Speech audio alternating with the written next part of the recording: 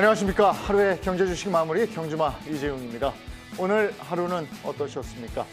간밤에 미국 주식 또 유럽 주식 다 올라줘서 우리 장도 오늘 기대를 했었는데 초반 스타트는 좋았는데 이게 흘러내리면서 뭐 오르긴 올랐습니다만 그렇게 만족할 만한 수준은 아니었다 싶습니다. 앞으로 어떻게 될지 우리 장 조금 좋아지는 것은 같은데 좀 꿈틀대는 거는 같은데 계속 괜찮을지 한번 분석을 해보도록 하겠습니다. 오늘도 세 분의 전문가 기수 여러분들과 함께하죠. 어서 오세요. 안녕하십니까. 네, 반갑습니다. 데일리 이슈 오늘 두 가지로 출연했는데요. 먼저 장이 괜찮았던 유럽 얘기부터 시작하겠습니다. 유럽은 러시아의 손아귀에 있는 겁니까? 그 에너지 공급한다는 말에 오른 거죠, 지금? 네, 맞습니다. 오롯이 이 가스 공급, 이 이슈 때문에 올랐다. 네. 이렇게도 말씀드릴 수가 있을 것 같습니다. 얼마 전에 유럽의 가스 사용량의 거의 한 40% 정도를 차지하는 노드스트림 1에 대해 가지고서 러시아가 가스 공급을 일시적으로 재정비를 한다라는 명분으로 중단을 한 바 있습니다. 이것 때문에 아주 유로화도 뭐 난리가 났었는데요. 이때 당시 이슈가 되었던 점이 가스 터빈에 대해 가지고서 이제 이 교체 뭐 이런 작업을 해야 되는데 이게 독일에 갔고 그걸 독일이 또 캐나다에다가 재하청을 줬습니다. 근데 지금 제재 상황이지 않습니까? 그 러시아에 대해서요. 그러다 보니 이걸 줄 수가 없다라고 하니 러시아에서 아니 그런 부분에 대한 제재가 있으니 우리는 그러면 가스 공급을 못 하겠다라는 식으로 했었으나 어저께에는 뭐 이것이 조만간 잘 해결되어서 뭐 일단은 캐나다에서 넘어가긴 했습니다. 예, 그래서 공급이 다시 재개되지 않겠느냐라고 뉴스가 나오면서 우려가 해소되었다라는 기대가 생겨나서 좀 증시가 올랐습니다. 지금 러시아 가스가 유럽에 간 건 아니에요. 맞습니다. 갈 것이다에 오른 거예요. 예, 아직 확정된 바는 없습니다. 그럼 가면 더 오르는 겁니까? 이거는 근데 가게 되면 이미 좀 기대들이 선반영이 된 것이지 않나라고 생각을 합니다. 미국 증시는 실적 때문에 오른 겁니까? 미국 증시는 왜 이렇게 올랐습니까? 어저께 미국 같은 경우는 이제 반도체 특별법 관련한 부분이 이제 곧 상원을 통과할 가능성이 있다는 것 때문에 반도체주 중심으로 해가지고 좀 급히 올랐고요. 그런 부분들에다가 이제 지금 최근에 원자재 가격도 좀 주춤하고 이런 부분들이 좀 믹스가 되면서 그동안에 좀 낙폭이 컸다는 거에 대한 인식 그런 것들도 좀 작용한 것 같습니다. 그럼 장의 악재가 좀 해소되는 분위기인가요? 그건 맞는 건가요? 일단 워낙에 낙폭이 컸다라는 게 가장 큰 호재인 것 같고요. 그 다음에 이제 그 악재라고 하면은 결국 전쟁인데 전쟁은 아직 풀린 상황은 아니잖아요. 그리고 또 바이든 대통령이 사우디 중동 쪽 방문해가지고 사실상 얻어온 것도 별로 눈에 띄는 건 없는 상황이고 하기 때문에 그런 이슈들보다는 이제 인플레 고점에 대한 이제 확인 이런 어떤 가능성에 대한 기대감 이런 것들이 같이 맞물린 거라고 보시면 될 것 같습니다. 아니 어쨌든 이렇게 간밤에 미국하고 유럽 증시가 괜찮아서 우리 한국 증시도 사실 오늘 조금 기대를 했는데 스타트 좋았잖아요. 근데 왜 이렇게 흘렀어요? 오늘 오후에 이제 네덜란드 기업인 ASMC가 실적이 쇼크가 났습니다. 이거 대만 같은 경우는 이미 낙폭을 상승폭을 굉장히 줄이면서 끝났고요. 그리고 이제 왜냐하면은 이제 TSMC가 지난주에 실적이 굉장히 좋았었기 때문에 그만큼 이제 EUV 장치를 TSMC에 많이 공급했던 ASML이 왜 이렇게 실적이 쇼크가 났는지에 대해서 우려가 향후 어떻게 보면은 삼성전자나 향후 하이닉스에 대한 우려가 제기되게 되면서 오늘 시장 자체가 전반적으로 이제 원화도 굉장히 약세를 나오게 되면서 그렇게 좀 빠졌던 부분이 컸던 것 같습니다. 아니 그리고 이제 구체적으로 하나 들어가 보면 삼성전자하고 SK 하이닉스 뭐 워낙에 큰 주식이니까 외인들이 삼성전자는 팔고 SK 하이닉스는 좀 샀더라고요. 그거 왜 그래요? 사실 단기적인 매매에 대해 가지고서는 저희가 조금 알기 어려운 측면이 있습니다. 일단 그 글로벌 펀드 플로우만 말씀을 드리자면 5월하고 6월 두 달 동안에 그리고 지난주에도요. 계속해서 한국 시장에는 뭐 우리 증시에서 매매 동향 보시기에는 외국인 매도로 나오시겠지만은 뭐 매주 1억 달러에서 10억 달러 정도씩 금액이 들어오고 있는 상황입니다. 그 금액들이 우리나라 대표주들을 좀 사고 있는 것이 아닌가 생각됩니다. 뭐 에너지 얘기하다가 갑자기 왜 삼성하고 하이닉스 얘기 하나 하는데 오늘 우리 장의 좀 특징으로 나타난 거라 삼성은 파는데 또 SK 하이닉스는 사고 이러길래 그거 한번 여쭤봤고요. 에너지 전반적으로는 어떻게 했습니까? 요거 하나 짚고 다음 이슈로 넘어가죠. 에너지 같은 경우는 일단 그 원자재 펀드 쪽에서는 글로벌 큰 자금들은 많이 빠져나간 걸로 나와 있거든요. 네. 이거는 일단 어느 정도 피크아웃을 한 거 아니냐라는 이제 시그널로 보이기는 합니다. 네. 근데 이제 물론 나중에 전쟁의 어떤 지속 여부라든지 또 겨울이 다가오면서 좀 변수가 있기는 하지만 여기에 또 경기 침체 이슈까지 같이 맞물려 있다 보니까 당장에는 큰 폭으로 오른다라기보다는 좀 여기서 좀 횡보할 가능성이 좀 있어 보입니다. 네. 이번엔 넷플릭스 얘기 좀 해볼까요? 넷플릭스가 저 구독자들이 쭉 빠지면서 굉장히 많이 떨어졌죠. 깜짝 놀랄 정도로 떨어졌었는데 조금 오르다가 이제 생각보다 덜 빠졌다. 생각보다 구독자가 많이 줄진 않았다. 이게 호재가 되면서 반등을 했어요. 네. 예.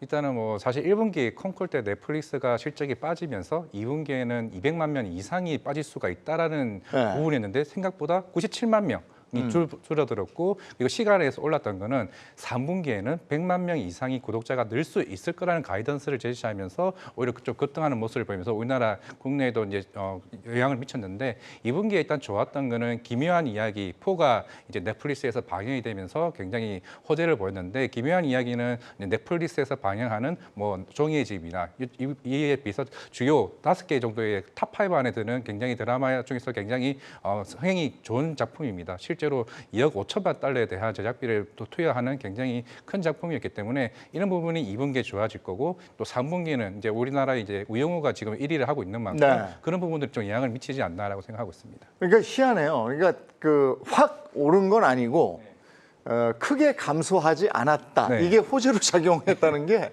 그게 좀 희한하더라고요. 왜냐하면 그만큼 넷플릭스가 많이 빠졌다는 부분이 어느 정도 이제 선반영됐다는 부분에서 네. 좀 중요할 수. 왜냐하면 50% 넘게 빠졌던 부분이었으니까 생각보다 우리가 넷플릭스에 대한 성장이 끝난 거 아닌가라는 생각을 했었는데 네. 왜냐하면 OTT 업체가 굉장히 많아지게 되면서 선택의 폭도 좋아졌고 네. 그리고 또 하나의 이슈가 광고를 들어가게 되면서 상품을 싸게 할 수 있는 그런 부분들이 오히려 수익성에 굉장히 마진이 좋아질 수 있다는 생각 때문에 좀 전반적인 흐름 자체가 좋아하지 않았나 생각합니다. 이게 아시아권에서는 오히려 좀 늘었다면서요. 네, 맞습니다. 네. 이번에 예상보다도 적게 감소한 네. 주요 요인을 꼽자면은 두 지역입니다. 아시아하고 라틴입니다. 각각에서 절반씩 기여를 했다고 보시면 예. 되고요. 그러다 보니까는 뭐 아시아라고 하면 결국에는 한국 쪽의 콘텐츠가 잘 나가는 거 그게 기여를 많이 하는 것이거든요. 그래서 더더욱이나 좀 한국 쪽에 대해서 계속해서 사실 지난 분기 쇼크 때에도 아시아 쪽은 좋았습니다. 예. 예, 그래서 뭐 넷플릭스에 크게 기여하고 있는 게 아닌가 예. 한국이 생각됩니다. 조금 전에 과장님 말씀하셨습니다마는 저 우리 콘텐츠잖아요. 이상한 변호사 우영우. 그거 보셨습니까, 부장님? 저는 안 봤습니다. 안 보셨어요? 그거 재밌는데. 전 드라마를 잘 어, 봤습니다. 그거 덧붙여서 K 콘텐츠 얘기를 좀 하겠는데 과장님이 그럼 얘기를 좀 해주시겠어요? K 콘텐츠가 요즘에 네. 그 A 스토리인가요? 이거 네. 만든 데가 많이 올랐더라고요. 이게 사실 많이 올랐다기보다는 네. 사실 이미 작년에 처음으로 이제 OTT 얘기가 나왔고 이미 이상한 변호사 플러스 내년에 빅마우스 내년에 나오는 무당 자체가 이미 실적 추정치는 어느 정도 다 예정이 되어 있습니다. A스토리의 매출 인식이라는 거는 제작 진행률에 따라 매출이 인식이 되거든요. 그러니까 이상한 변호사 같은 건 이미 제작이 끝난 상태이기 때문에 매출이 이미 끝났습니다. 예. 그리고 여기에 더해서 후에 뭐 광고나 PPL이나 여기에 대한 후행 매출이 나오는 부분이고 그러면 A스토리 여기서 왜 안 빠졌냐라고 가정을 했을 때 이미 실적은 좋게 나올 수 있는데 우리가 이제 김은희 작가 흔히 말하는 굉장히 유명한 작가님이 지리산이 망함으로 인해서 그렇게 되면 향후에 OTT 업체에 대한 제작 수요가 빠지지 않느냐의 우려 때문에 주가가 빠졌다는 부분이거든요. 네. 내년에 나올 무당 자체가 제작비가 500억입니다. 지금 올해 2분기에 실적이 매출액이 300억이 나왔는데 물론 하반기부터 이게 만약에 크랭크이 시작되면은 500억이 이제 제작 진행되면서 계속 이제 매출 계속 인식이 되는 부분입니다. 그렇기 때문에 A스토리가 이렇게 많이 올랐는데도 안 빠지는 이유가 이미 작년에는 흐름이 실적 추정치는 굉장히 좋았지만은 1등 작가가 여기에서 무너져 버리기 때문에 여기에 대한 실적 우려가 깨졌기 때문에 그 주가가 빠졌다는 부분이고 이상한 변호사 우영우가 우리가 몰랐다는 부분에서 실적이 대박이 나버렸으니까 여기서 큰 수익, 실제 제작비가 200억 된 게 우영우거든요. 네. 앞에서 말씀드렸던 그거 기묘한 이야기 4가 거의 3천억 넘는 제작비입니다. 네. 당연히 넷플릭스 입장에서는 200억을 해도 우리 넷플릭스 1등을 할 수 있구나. 나는 이런 인식이 강하기 때문에 향후 A스토리에 들어올 수 있는 제작 수요가 더 커질 수 있다는 부분이 조금 긍정적으로 봐야 되지 않나 그렇게 생각하고 있습니다. 근데 저는 그 이번에 우영우 이 드라마를 보면서요. 사실은 지상파나 종편 어딘가에서 만들어서 거기서 방영이 되나 했어요. 네. 근데 그게 아니더라고요. 맞습니다. 이제 네. OTT 업체에서도 이제 통신사 3사, 이제 IPTV 쪽에서도 이쪽으로 콘텐츠를 제작하고 있는 상태고, 이게 ENA 채널이라고 해서 예전에 스카이 채널이었는데 이게 원래 KT 채널이었습니다. 네. 그러면서 이제 저도 이제 주변에서 어떻게 처음에 이제 지금은 10%대긴 하지만은 4%대인데 왜 이게 대세냐? 네. 실질적으로 ENA 채널에서 4%면은 그 지상파에서 거의 50% 정도의 효과를 네. 방영이 되고 있고, 실제로 재방송만 해도 우영우가 계속 나오고 있습니다. 그래 말이에요. 이렇게 계속 로테이션이 나오고 있는 상태이기 때문에 그런 수익도 계속 나올 수 있는 부분이 어떻게 되면 이제 우리가 흔히 알고 있던 OTT 시대에서 이제 통신사들까지 IPTV의 컨텐츠의 확장을 늘리게 되면은 향후 그럼 제작사들에게 더 좋은 영향이 되지 않나라고 생각하고 있습니다. 이제는 그 예전에는 그 드라마나 그 쇼가 몇 번 채널에 나와 이랬었잖아요. 네.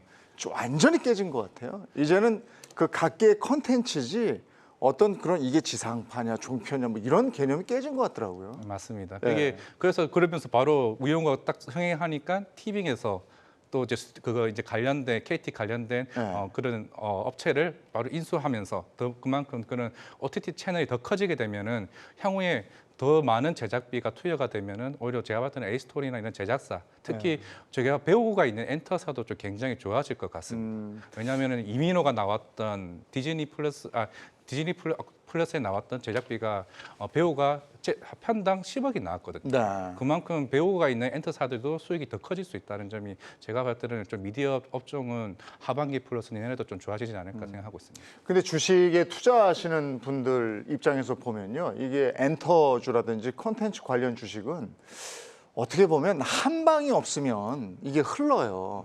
그래서 지금도 우영우가 떴으니까 지금 그 주식이 그렇게 가는 거지. 이게 그 다음에 후속 작품이 없으면 그 주식이 또 어떻게 될 줄 모른다고요. 이런 콘텐츠 주식에 접근할 때 주의할 점은 뭐가 있겠습니까? 네, 말씀해 주신 대로 이건 전형적인 흥행 산업입니다. 네. 그러다 보니까는 얼마나 떴느냐 마느냐 이것이 일단은 주식에 굉장히 크게 영향을 미치고요. 또 하나는 결국 이것도 주식이다 보니까는 실적에 영향을 많이 받습니다. 네. 그래서 우선은 기대감에 따라 가지고서 흥행을 하게 되면 한 차례 오르고요. 그 뒤에 실제로 실적도 그걸 뒷받침한다라고 하면은 2차 랠리가 가는 특징이 있습니다. 네. 그래서 실적으로 과연 얼마나 잘 이어질 수 있을지를 한번 눈여겨 보셔야 되지 않을까 싶습니다. 네.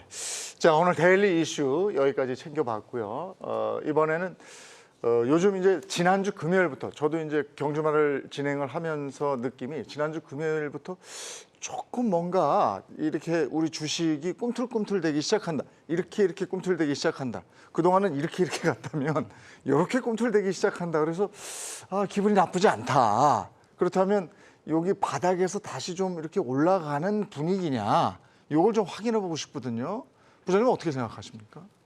저는 계속 이제 말씀을 드렸는데 네. 그 7월 중순 구체적으로는 이제 FOMC 일주 전부터 시작해서 9월 FOMC 1, 2주 전까지 네. 9월 초중반까지는 증시가 반등을 좀 연출할 가능성이 높다라고 말씀드렸고요. 그 이유는 일단 금리를 뭐 자이언트 스텝을 하든 빅 스텝을 하든 간에 금리 인상 폭의 피크아웃은 7월에 나올 가능성이 높고 네. 그다음에 인플레 관련된 부분이 이미 저는 고점을 좀 확인했다. 단기적으로는 어쨌든 그런 시그널이 지금 확연히 보일 거라고 좀 보고 있고요. 그래서 지금 이제 8월에 발표될 지수 같은 경우는 오히려 소비자 신뢰 지수라든지 이런 것들은 7월 대비해서 분명히 적게 나올 가능성이 네. 훨씬 높다. 이런 측면에서는 이제 그런 긍정적인 측면도 분명히 좀 작용을 할 수 있다라고 보여지고 있고 최근에 지금 어제부터 또 갑자기 달러가 좀 다시 급락하는 예. 모습. 오늘 막판에 원화는 또 좀 안 됐지만은 다시 떨어지긴 했는데 이 달러 그 인덱스 같은 경우도 이제 고점을 좀 찍었을 가능성. 물론 이제 이게 유로화가 0.5로 그 금리 인상을 0.5로 하느냐, 0.25로 하느냐에 또 차이가 있을 수는 있긴 하지만 추가적인 어떤 달러의 급등 가능성도 일정 부분에서는 좀 제한될 가능성이 높다. 네. 이런 것들을 좀 종합적으로 고려해서 본다 그러면 한 달 보름 내외 정도의 반등은 좀 연출되지 않을까 싶습니다. 아니 쓰시는 김에 좀 더 쓰시지 왜 9월까지고 그 다음에는 그럼 어떡하라는 얘기입니까? 저는 사실은 이제 9월 달 가면은 이제 증시가 한 달 이상 올라가게 되면 다들 이제 다시 바닥을 찍고 증시 또 상승할 것이다. 3천을 바라본다 이런 기대감이 얘기가 나올 수도 생기죠. 있는데 이제 제가 조금 그런 부분들에서 조심해야 된다라고 생각을 하는 거는 그럼에도 불구하고 인플레 지수가 완전히 잡힌 건 아닙니다. 네. 아직까지 지금 사실 뭐 9.1에서 8%대 초반으로 떨어진다 해도 네. 사실 그 수치 자체가 워낙에 높은 수치고요. 그다음에 9월 달부터는 그 QT가 475억 달러에서 매월 950억 달러로 늘어납니다. 근데 이 부분에 대해서는 지금 얘기들이 없어요, 사실은요. 근데 네. 이제 그 부분이 9월 막상 시행이 되면 또 다시 이제 부각이 될 수가 있고, 금리 인상을 안 하는 게 아니라 금리 인상은 앞으로 지속될 가능성이 높고요. 최근에 지금 파월 의장의 발언을 종합해서 보면 경기보다는 물가를 잡는 데 이제 주력을 할 것이고, 그들이 지금 이제 추구하는 궁극적인 목표는 지금 3% 언더잖아요. 그렇게 본다 그러면 아직 사실 갈 길이 멀다고 보여지거든요. 그런 부분들에 대한 노이즈가 다시 재부각이 될 가능성이 높다라고 저는 생각을 하고 있기 때문에 9월 초중순 이후에 FOMC가 다가오면 다가올수록 다시 한번 그런 부분들이 좀 부각될 가능성이 높다라고 보고 있습니다. 일단은 다음 주잖아요, 그죠? 다음 주부터 9월까지 그 공백이 있는 거고. 네네네. 그때 임금 피크에 대한 얘기가 나오면서 조금 상승할 수 있지만 그렇게 계속 갈 여력은 크지 않다고 본다 이런 말씀이신데. 과장님도 이 의견에 동의하십니까? 같은 회사 부장님이라고 편들지만은 마시고. 일단은 보니까 지금 여기 오기 전에 영국에서 소비자 물가 지수가 또 예상치를 상회를 했습니다. 9.4% 정도 됐기 때문에 그만큼 유럽 같은 경우도 ECB에서 이제 금리가 몇 년 만에 또 인상할 금리를 인상할 것으로 보이고 있는데 물론 25bp, 50bp 일단 중요합니다만은 이제 유로화가 어느 정도 강세를 보이면서 달러 인덱스가 어느 정도 안정이 된다라고 가정했을 때 이제 부장님께서 말씀하신 것보다 조금은 빠른 시일 내에 어떻게 보면 될 수 있지 않나. 물론 FOMC에서 75bp 인상 어느 정도 기정사실화된 상태고 다음 달 우리 이제 금통위에서도 만약에 25bp를 어느 정도 예견을 했습니다만은 이제 그런 부분들이 어느 정도 우리가 9월달에 어느 금리 인상에 대한 폭이 피크아웃을 이미 친 상태라고 가정을 한다면은 조금 생각보다 빠른 시일 내에 지수는 조금 빨리 반등을 하지 않을까 그렇게 생각합니다. 그럼 저 주머니에 있는 거 좀 꺼내서 테이블 위로 좀 꺼내놔야 되겠네. 바로 좀 배팅을 좀 해보게. 근데 한 가지 제가 또 우려스러운 부분이 또 하나는 있습니다. 이게 다음 달 말에 있을 칩4 이제 반도체 동맹 관련 이슈가 사실 우리가 중국을 택할 거냐, 미국을 택할 거냐 거의 뭐 결정돼 있는 거 아닙니까? 물론 미국으로 갈 가능성이 굉장히 높습니다만은 또 중국에 대한 보복 이슈가 또 우리나라에 또 치명타일 수밖에 없는 상태이기 때문에 당연히 미국에서 하게 되면은 당연히 인텔이나 이쪽에 대한 우리나라 삼성전자, 하이닉스에 대한 공급망 소외는 넘길 수는 있겠습니다만은 중국 쪽에서 우리가 다른 업종에 대한 부분의 보복이 나오게 되면은 또 다른 우리가 뭐 화장품이든 의류든 게임 쪽이든 이쪽에서에 대한 타격이 좀 더 있지 않을까라고 생각하고 있기 때문에 우리는 큰 어떤 사안에 대해서 미국으로 가냐 중국으로 가냐 이걸 판단을 해야 되니까 그 판단을 참 잘해야 될 텐데 말이죠. 정광 크리에이터는 어떻게 생각하십니까? 네, 저는 뭐 아직까지는 조금 신중하게 계속해서 생각이고요. 그런 생각을 가지는 이유 자체는 이제 실적 시즌입니다. 저희가 많은 매크로를 보는 이유는 결국은 실적을 먼저 좀 우리가 예상을 해보기 위해서인데요. 저는 2분기 실적의 각종 악재들이 한 절반 정도 3분기에 완전히 다 100% 반영될 것이라 봐서 3분기가 실적으로는 가장 조금 저점이지 않을까 보고 있고요. 그런데 2분기 실적 시즌이 지금 꽤나 이제 초기가 좀 진행되고 있는데 예상보다는 조금 부진한 상황입니다. 그래서 이런 점들을 고려를 했었을 때에는 향후에 뭐 가이던스가 좀 낮아진다든지 추정치가 낮아지면은 어쩔 수 없이 향후 증시 밸류에이션은 가만히 있었는데도 올라가 버리는 현상이 발생을 하거든요. 그래서 아직은 조금 더 조심해야 되는 구간이 아닌가 생각합니다. 신중하게 접근해라. 아직 주머니에 있는 거 다 테이블 위로 올려놓지 마라. 네, 그건 조심해야 될 것 같습니다. 예, 알겠습니다. 그리고 아까 이제 금리 얘기 우리 잠깐 했는데 그 금리는 계속 오를 것으로 생각을 하고 있잖아요. 그러면 이게 이제 그 몸에 젖어버리니까 이게 아주 악재로 작용하지 않을 것 같고 그 다음에 우리가 봐야 되는 건 뭔지. 일단 지금 금리 인상이 이제 가속화되면서 소비가 이제 줄기 시작하잖아요. 그러면서 이제 경기 침체 리스크가 한동안 좀 부각이 됐었고요.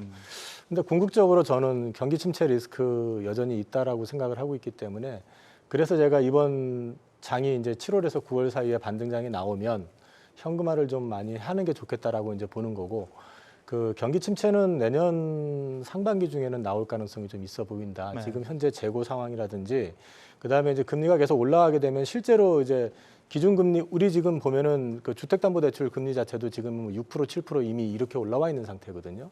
여기서 추가적으로 올라가게 되면은 우리나라 같은 경우도 이제 그 스트레스 테스트를 해보면은 한 190만 명 정도가 이제 채무 불이행 상황까지 갈 수 있다는 얘기가 나오고 있거든요. 그런데 이제 문제는 우리나라 같은 경우는 미국이 금리를 계속 올리는데 우리가 안 올리고 버티기는 쉽지 않습니다. 네.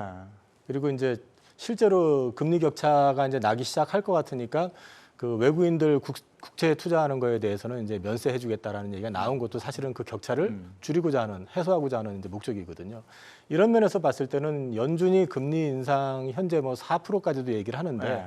저는 그 정도까지는 못 올릴 거라고 생각하지만 3.5 이상, 3.75 이렇게까지 올라간다고 하면 우리도 당연히 올라갈 거기 때문에 네.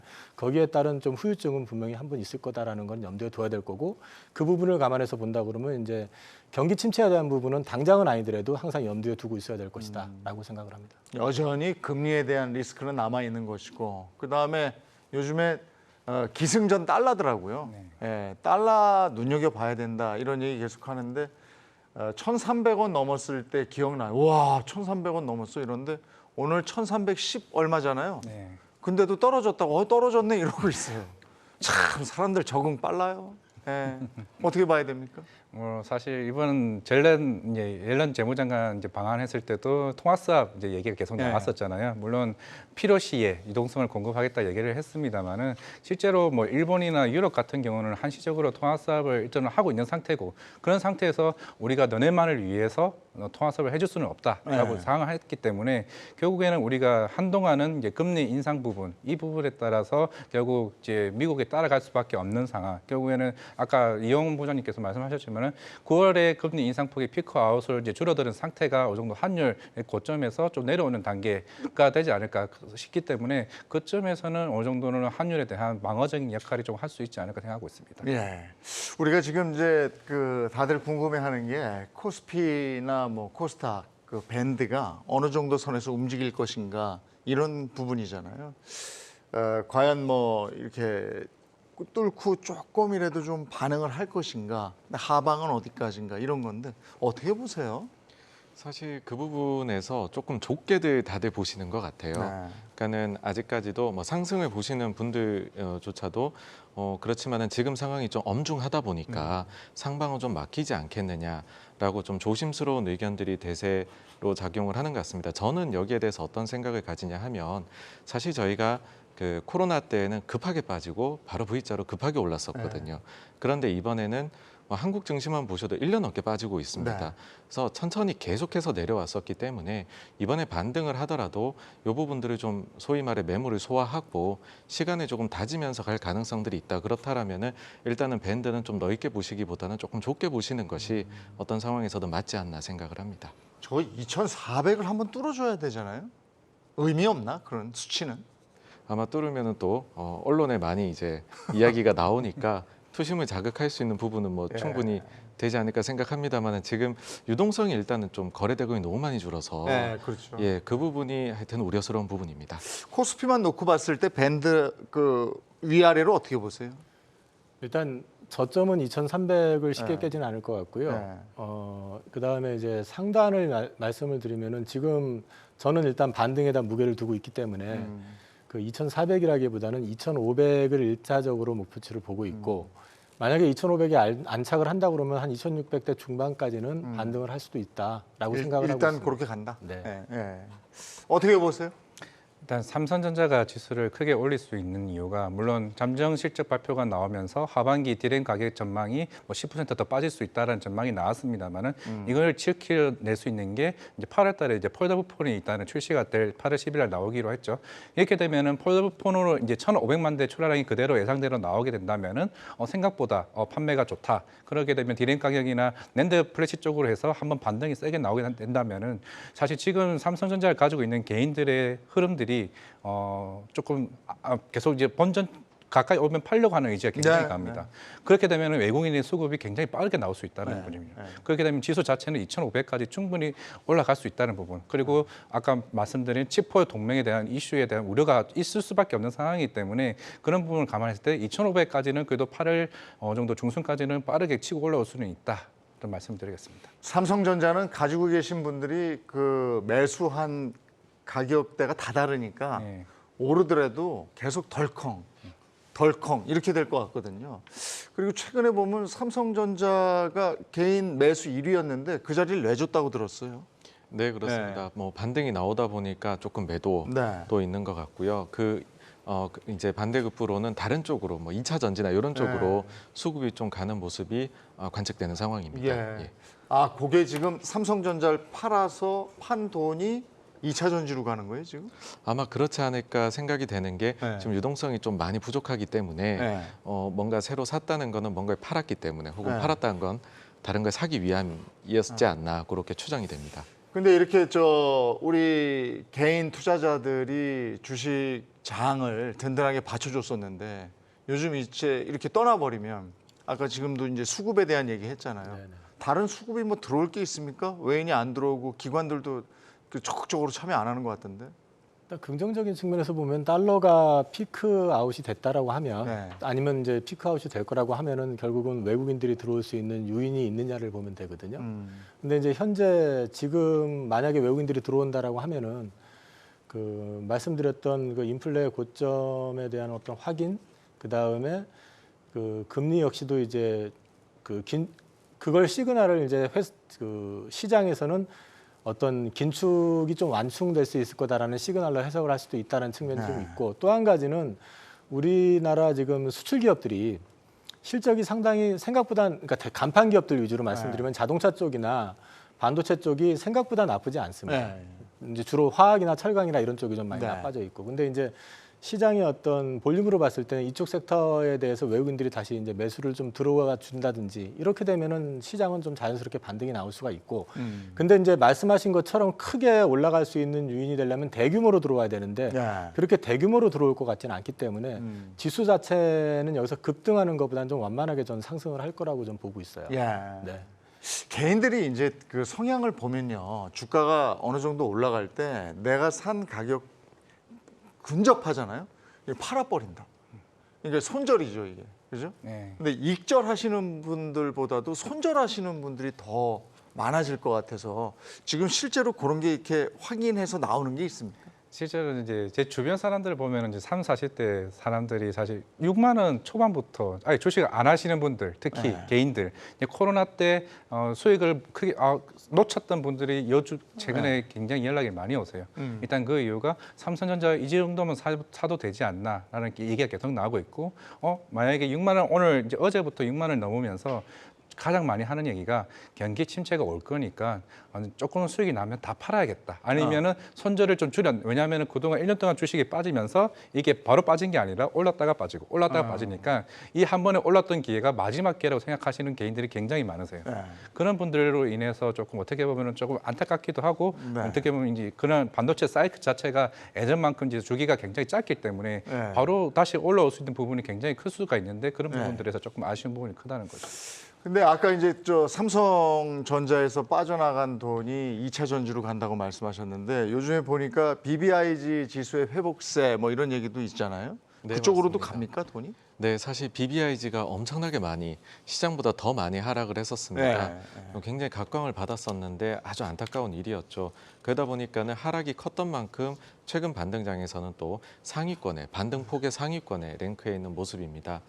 그 중에서도 뭐 게임이라든지 바이오 이런 쪽들이 지금 큰데 사실 2차 전지 쪽은 상대적으로는 하락장에서는 좀 잘 버텼고 그러다 보니까 지금은 조금 최근만 놓고 봤었을 때는 상대적으로 좀 못 간 것이 아니냐라는 생각이 아마도 매수 심리를 개인분들을 자극을 하는 게 아닌가 생각을 합니다. 물론 이게 장기적으로 보신다라고 하면은 이쪽은 뭐 굉장히 정해진 미래가 있는 상당히 밝은 미래가 있지만 그 중에서도 지금 개별적으로 각각의 그 2차 전지 내의 인더스트리마다도 상황이 아주 다른 것으로 알고 있습니다. 그래서 그 부분들을 섹터 전체로 보지 마시고 개별 종목으로 보시고 바텀업으로 접근을 하셔야 조금 더 수익에 도움이 되시지 않을까 지금은 이쪽은 특히 생각됩니다. 그럼 좀 구체적으로 들어가서 BBIG 중에서 예전에 날렸던 바이오주 요거 한번 얘기 좀 해볼까요? 요즘 좀 꿈틀거리는 것 같아요, 바이오주가. 바이오 섹터가 상반기에 최악의 어떤 국면을 좀 지났기 때문에 주가가 이제 가장 많이 빠졌던 업종이고요. 그리고 이제 그 비대면이 이제 풀리면서 오픈이 되기 시작하면서 임상도 재개되기 시작하고 또 임상이 모든 게 중단이 됐었던 한 2년 동안에 이제 세이브됐던 현금들도 많다 보니까 네. 예, 그 현금을 좀 써야 되는 부분도 분명히 있고 또 한 가지는 임상이 중단되다 보니까 이제 그 FDA 그 임상 기준으로 글로벌 3상이 역대급으로 줄어 있습니다. 네. 그럼 파이프라인도 좀 추가해야 되는 그런 상황이다 보니까 이제 요즘 들어와서 최근에 이제 딜도 좀 많아지는 것 같고 관심도 좀 많이 갖는 것 같고 그렇습니다. 바이오주가 코로나 시기 한참 코로나가 창궐했을 때 아주 날렸잖아요.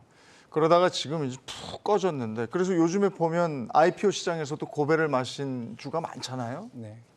IPO 시장이 어떻게 돼 있죠 지금?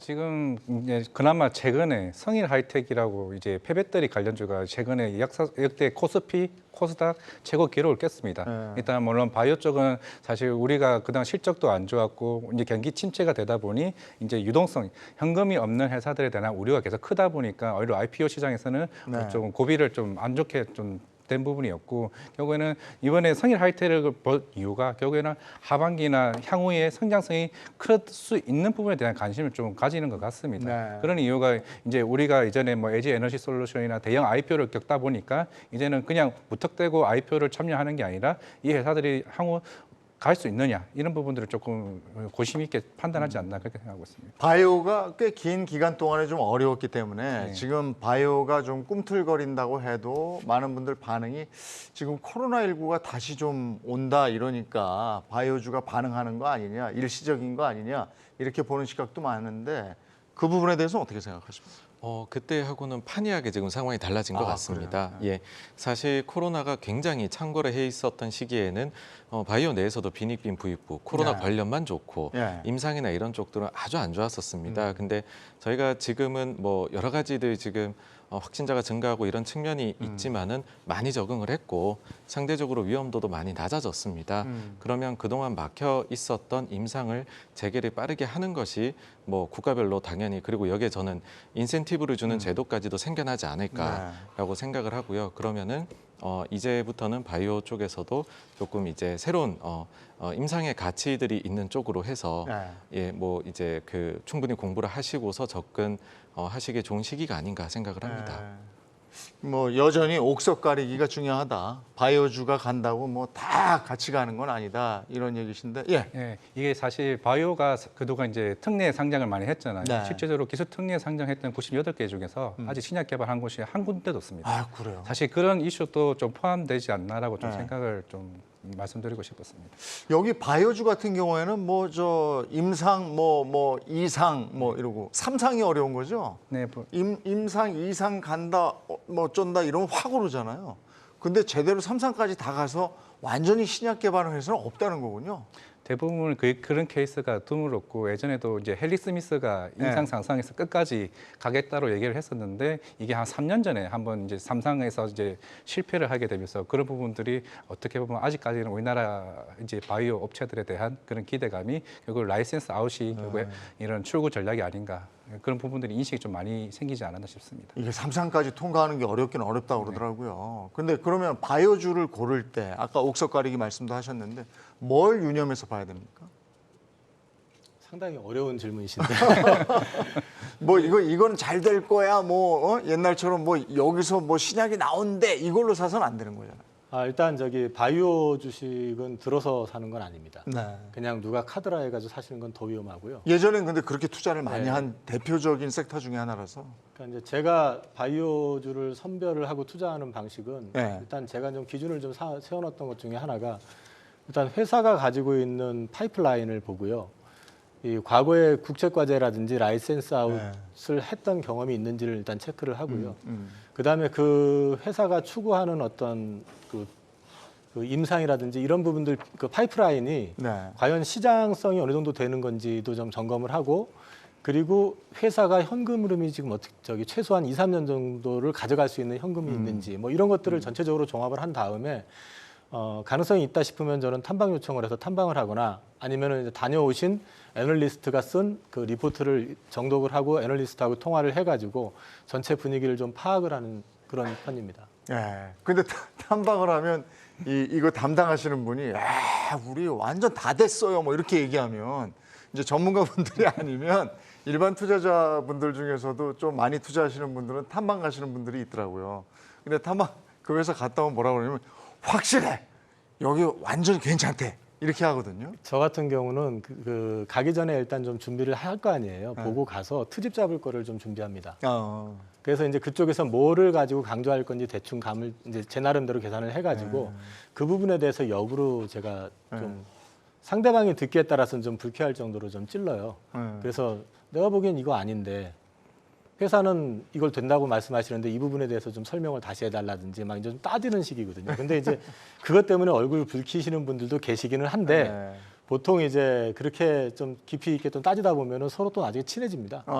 그렇게 되면 이제 제가 그쪽 비즈니스 걔네들이 그 회사가 지금 진행하는 임상 관련해 가지고 모르는 용어라든지 모르는 내용들 같은 경우는 오히려 이제 물어서 확인할 수도 있고 그렇게 되면 자연스럽게 그 회사에 대해서 더 많은 지식을 쌓게 되고 정보를 갖게 되면은 투자하시는 데는 좀 막연하게 투자하시는 것보다는 좀 리스크를 좀 많이 줄일 수 있지 않을까. 네. 바이오주 투자할 때 어떤 점에 유의해서 투자하세요?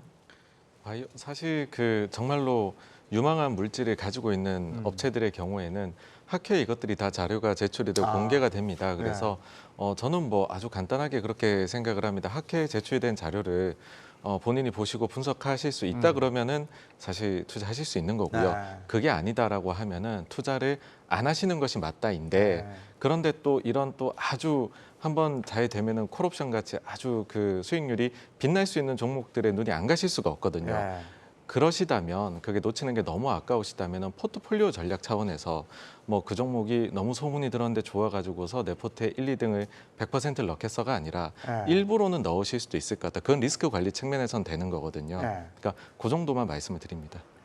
오늘도 아까 그 보니까 신풍제약 같은 경우에 이렇게 올랐던데 전에 저게 아마 몇십 배 올랐을걸요. 아니죠. 6천 원인가 뭐 얼마인가에 제가 봤는데 그 코로나 터지고 조금 가니까 뭐 10몇만 원 막 거의 한 20만 원까지 갔던 것 같은데 요 맛을 본 분들은 이걸 한번 더 경험해 보고 싶은 거거든요.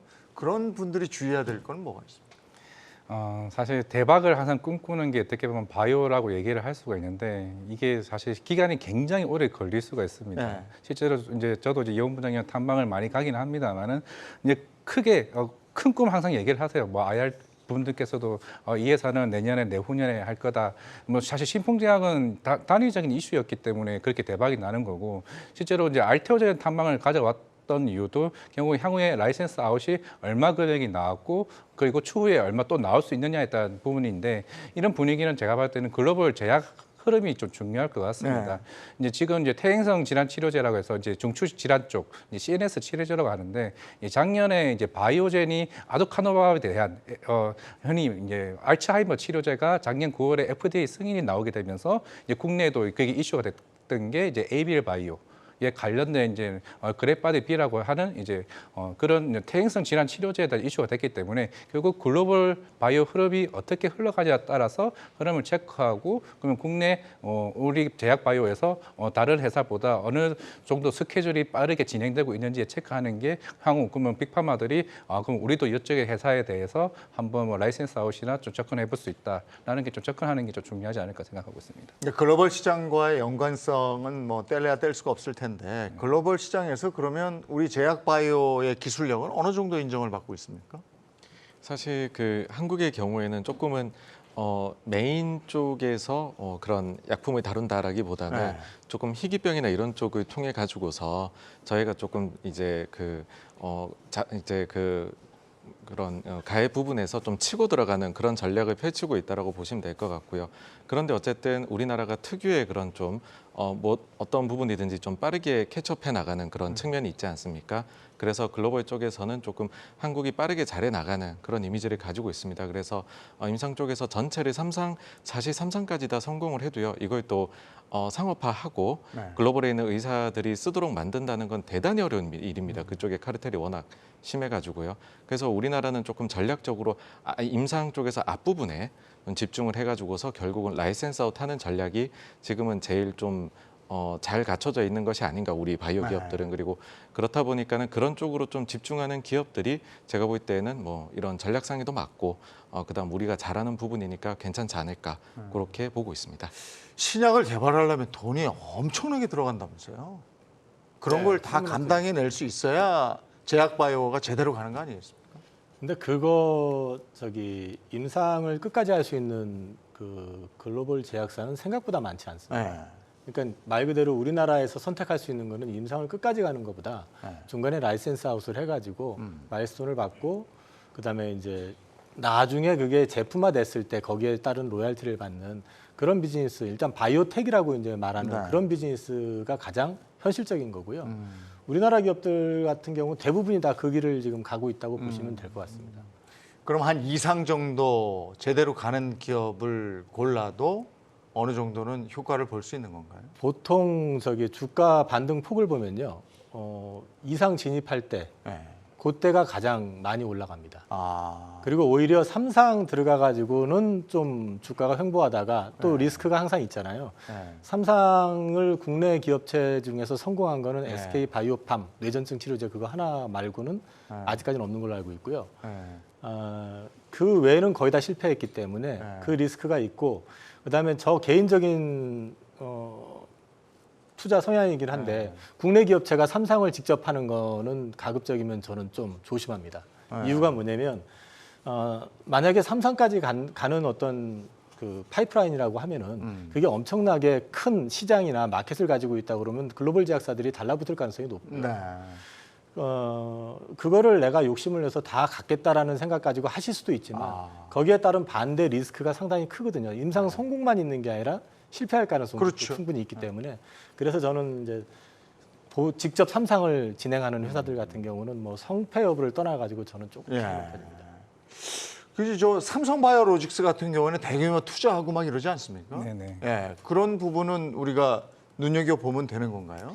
사실 저는 이제 CDMO 쪽은 시장에 대해서 좀 크게는 안 보고는 있습니다만, 왜냐하면은 일단은 지금 이제 바이오 1세대, 2세대라고 얘기하는 게 1세대가 우리가 2015년에 한미 약품이 라이센스 아웃을 통해서 세계에서 먹힐 수가 있다. 2세대가 셀트리온이 바이오 시밀러를 통해 가지고 글로벌 시장에 진출할 수 있다. 3단계가 이제 코로나 백신과 앞에 말씀드린 CDMO 쪽으로 좀 얘기를 하고는 있습니다만은, 제가 봤을 때는 그 다음 단계가 아까 앞에서 말씀드렸던 신약이 개발이 제가 봤을 때 중요할 것으로 보이고 있거든요. 이번에 인수위가 나오면서 그전 정권보다 이제 바이오 투자 규모를 2배로 늘리면서 지금 이제 HIV 같은 경우도 리보세나릭 같은 경우도 끝까지 가겠다라고 일단 얘기를 했기 때문에 그런 부분들을 우리 이제 바이오에 대한 업황에 대한 이제 분위기, 향후 외국인들이 보는 시각 자체가 조금 바뀌어야 되는 게 그쪽 부분이 되지 않을까라고 좀 생각을 하고 있습니다만은, 물론 삼성바이오로직스가 뭐 SK 바이오 사이언스와 같이 뭐 향후 뭐 CDMO 시장이 뭐 넓어질 수는 있겠습니다만은 과연 그런 게 실제로 우리가 봤을 때 바이오에 대한 꿈을 키울 수 있는 큰 대박 꿈은 아니지 않나라고 생각하고 있습니다. 아니 근데 요번에 우리가 코로나 긴 터널을 지금 뭐 완전히 통과한 건 아닙니다만은 통과가는 과정에서 이 백신 만든 업체들, 화이자, 모더나 이런 데의 그 수익률 보면요, 이게 포기할 수 있는 부분은 아니고 우리가 또 투자를 포기할 수 있는 부분은 아니기 때문에 오늘 집중적으로 한번 들여다보고 있는데, 저희가 그게 있어요. 글로벌 트렌드로 본 유망 바이오 섹터가 있는데 그거 보면서 한번 얘기를 좀 나누도록 하죠. 생체 생검도 있고 뭐 ADC 뭐 이런 부분들은 어떻게 해석하는 겁니까? 뭘 봐야 되는 거예요? 일단 제가 여기 정리해 놓은 것들은 이제 그 아스코에서 이제 그 핫 이슈가 됐었던 아이템들하고 그다음에 이제 시장이 좀 큰 쪽 이런 쪽들을 같이 정리를 해놓은 건데요. 액체 생검이라는 거는 그냥 단순하게 말씀을 드리면 피를 가지고 암이 걸렸는지 여부를 이제 검사하는 거거든요. 근데 이제 이번에 아스코에서 이쪽 관련된 기업이 상당히 좀 핫하게 좀 부각이 됐었고요. 국내에서는 지금 사실은 이거 관련해 가지고 비즈니스를 하고 있는 임상을 지금 하고 있는 회사가 한 군데 정도 있습니다. 있긴 있는데 그건 뭐 임상 지금 현재는 이제 그 초기 단계이기 때문에 아직 뭐 구체화시켜서 말씀드릴 정도는 아닌 것 같고. 네. 근데 이제 액체 생검이라는 게 왜 중요하다고 생각을 하냐면은 이제 암 환자가 사망률을 50%를 지금 줄이겠다고 바이든 정부에서 지금 이제 목표를 제시했는데 그렇기 때문에 암 조기 진단 차원에서 이제 이 부분이 좀 부각이 되고 있다는 거. 그다음에 ADC라고 하는 거는 이건 표적 항암제입니다.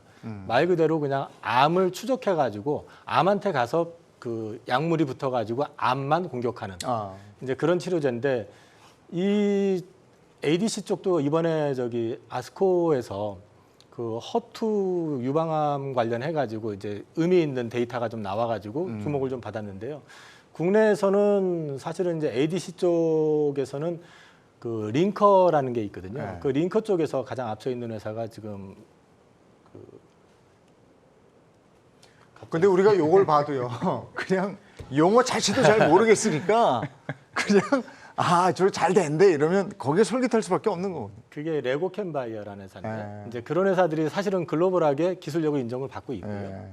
그다음에 CDMO는 말씀 이제 아까 잠깐 얘기가 나왔었지만 저건 뭐냐면 그 약을 개발 단계부터 의뢰를 받아가지고 개발해가지고 생산까지 해주는 겁니다. 이게 대표적인 회사가 이제 삼성바이오로직스, 네. 그다음에 SK바이오사이언스 같은 회사가 이제 있고요.